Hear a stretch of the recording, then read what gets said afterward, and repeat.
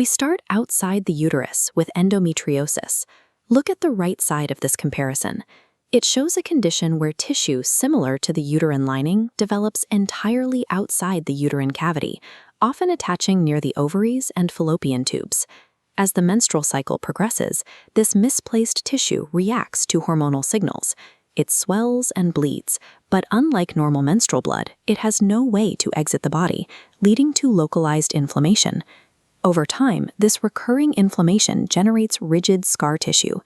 These adhesions can bind the reproductive organs together, physically restricting the fallopian tube and preventing it from moving freely to pick up a released egg. The environment itself becomes the barrier. The surrounding pelvic landscape creates physical and inflammatory traps that stop the egg from even beginning its journey down the tube.